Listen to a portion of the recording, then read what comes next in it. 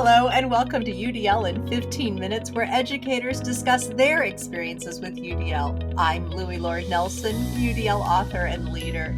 This episode is part of a special series about UDL implementation at Bartholomew Consolidated School Corporation in Columbus, Indiana. Today I'm talking with George Van Horn, the Director of Exceptional Learners for BCSC. George is going to talk about why BCSC adopted UDL and what the district has done to empower all educators, not just teachers, learn about and design with UDL. Hi, George. Welcome. Well, hi, Louie. Thank you for inviting me. I'm looking forward to having this conversation. You're welcome. So first off, can you share a bit about your background in education and how you came to know UDL? Sure. Well, I always like to start out by letting folks know that I was born and raised in the Bronx in New York City, because that actually has a very big impact on kind of how I do things and think about things. And then attended the University of Dayton in Dayton, Ohio, and received my bachelor's and master's degree there. And then from there went to Indiana University in Bloomington and received my doctorate in education administration and curriculum.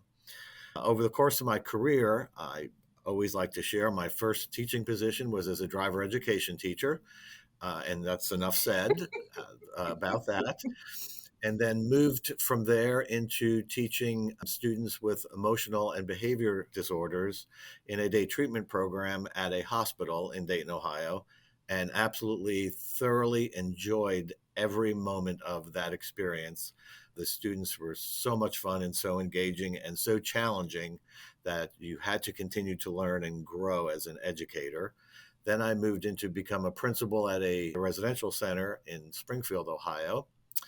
Then I served as an elementary principal and a high school principal and a superintendent.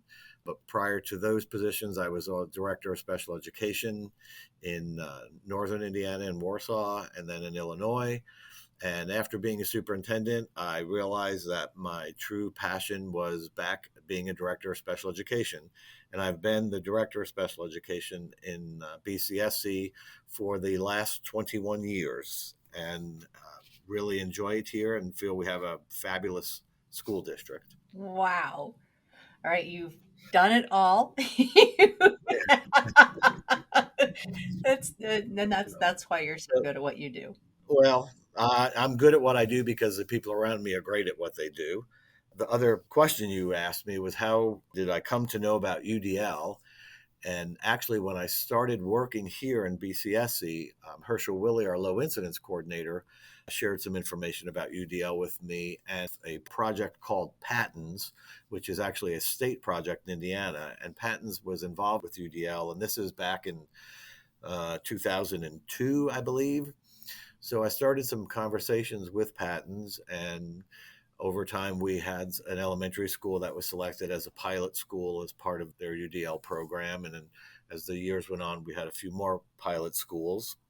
And as I learned more about it, I really felt like it was the appropriate framework for us to look at in terms of our learning environments to help our students with disabilities be more successful in inclusive settings. Our goal was to be a very inclusive district. So kind of similar to CAST, we started thinking about UDL as it related to students with disabilities and very quickly realized it was a much larger framework that really applied to all students. Nice. Yeah. Yeah, you guys went there very quickly, like pretty much instantly, right? As you rolled it out. Well, we did. And part of how that happened was Karen Garrity was the principal at Mount Healthy Elementary School, and that was the first pilot school we had with Pattons. A couple years later, she became our director of elementary education, so she had some experience with UDL. And then Bill Jensen, our director of secondary education, was learning about UDL because Northside Middle School was selected as a pilot school, so he was learning about it. And one day, Bill and I were talking, and he had gotten done reading a book authored by David Rose, of course. And this framework looks like what we've been looking for to tie our work together. Well, and not maybe a day or so later, Karen Garrity and I were meeting with a group of parents of students that were gifted and talented. And one of the parents asked us a really, really, really good question. How do you meet the needs of all high ability students in every single classroom in the district? And we were like, wow, that's a great question. Hmm. Not sure we can answer it, but it's a great question. So that really gave us a pause to think about how are our learning environments in our classrooms working. So Bill and Karen and I started to talk about that and quickly realized we're a good district and we were doing well. But with all the work we were doing, it didn't seem like we were making the progress we really felt we should be.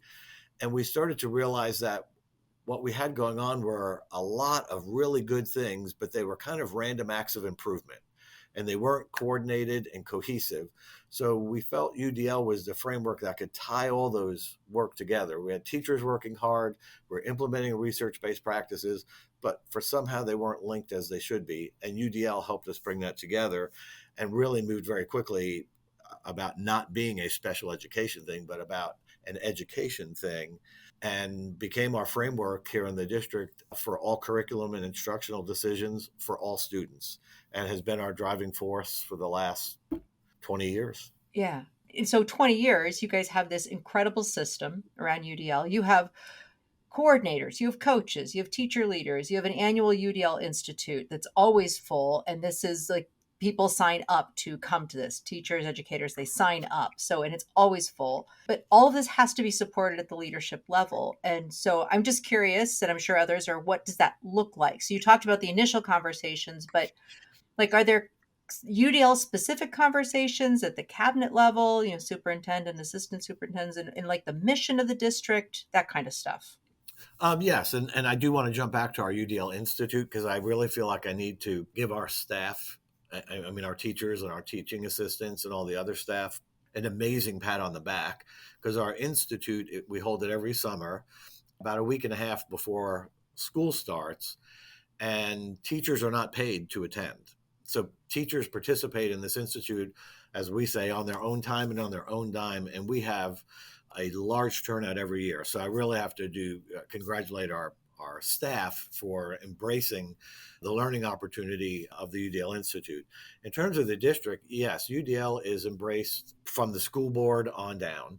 And I guess the best example I can give of the utilization of the framework, when our prior superintendent, Dr. Quick, retired after, I think, 13 years or so, when the board was conducting a search, part of their criteria for the search was asking candidates about UDL and about what they thought about it. So our school board really set the tone for our superintendent search. And then Dr. Roberts came in 6 years ago, having some background in UDL, but knowing that that was a core belief of our school board and our school community and a driving force in our school culture.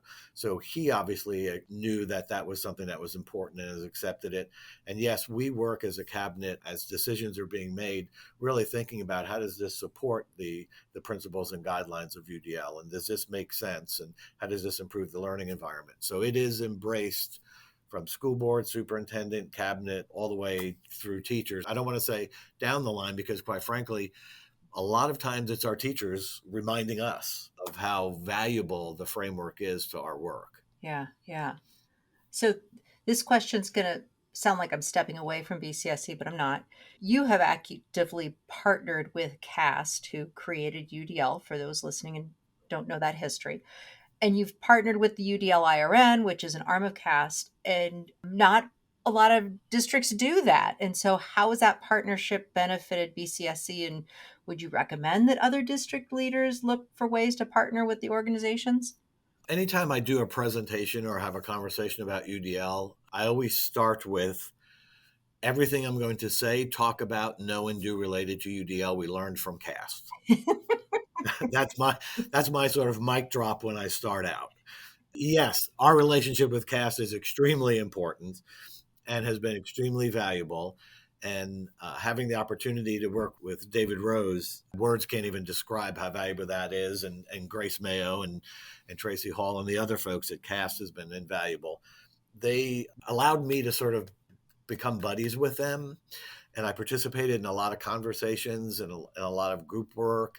I was an original member of the UDL cadre, so really learned a lot from them that allowed us to bring it back. And then they went above and beyond in supporting us I mean, Dr. Rose came and gave a keynote address at our institute one year. Tracy Hall came and did a keynote. So they were always willing to help us. Whether we went there, they came here. We had phone conversations. We did trainings together. We held some regional workshops together that were housed here, but CAS put them on. So we have just been partners with them from day one, and hopefully they'll allow that to continue as we go forward. Lindsay, the new CEO, and I happen to know each other from many moons ago when she was with Council for Exceptional Children. So we really feel that relationship's going forward. And the work with the UDL IRN, which is now a part of CAS, has been also invaluable. Working particularly with Jamie Basham and Mackenzie has been very helpful. So the partnerships have been priceless. And I would suggest to anybody who's thinking about this, it's not a journey you want to take by yourself. You don't want to be the guy in the rowboat out in the middle of the ocean hoping things work out. Partner with another district, partner with CAS, partner with the UDL IRN, partner with Louis, reach out, because the great thing about the UDL community is that we all help each other and we're all willing to work. As Louis mentioned, our UDL Institute, we some of us jokingly also call it our UDL Summer Camp, because many of us who've been involved with UDL for a lot of years have an opportunity to get back together and do the work during the day and sort of play during the evening and have fun with each other. So it really is a community that embraces new folks and embraces helping each other. Yeah, it is. That's a huge part of our community. And I think the other thing that you have done that other districts maybe aren't as willing is you've hopped into research. You've been clear and said, okay, show me how this is going to benefit. But gosh, I mean, with CAST and IRN, but with IU, you've opened your doors. So like in just our little short time, could you just talk about that really quickly? Just how you've participated and why you've participated in research? Yeah, we've had the opportunity to work with Dr. Sandy Cole from IU and Sean Smith from Kansas and James McCaskey from Florida, all coming in to do some research about UDL implementation and the impact on student learning and what teachers needed to be doing. And the reason we did that was, one, we wanted somebody to come in who was objective, because we could say we're great. But that doesn't mean a whole lot. Yeah. So we wanted an outside objective view of how are things going. Do you think we're on the right path? Are our results kind of showing that we're on the right path? And we were able to get that information. So for us, it was a way to get feedback that helped us get better. And then also for us, it was an opportunity to help the researchers gather information that they could share to help others get moving on this path.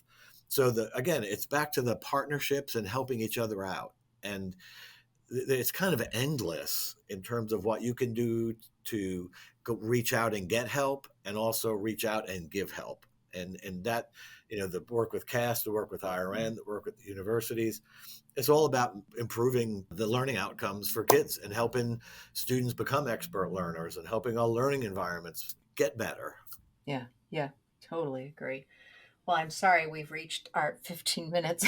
I knew it was going to be fast, but I could talk for another hour and 15 minutes. I'm sure, and we could. And just so everybody knows, and I'll be honest, I had the incredible opportunity to work in BCSC.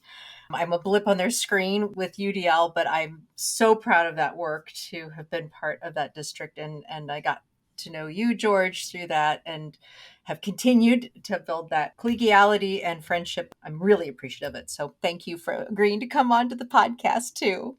Well, thank you. And we appreciate the work you've done for us. If it wasn't for you, we probably wouldn't be where we are, because you got us started. Well, thank you.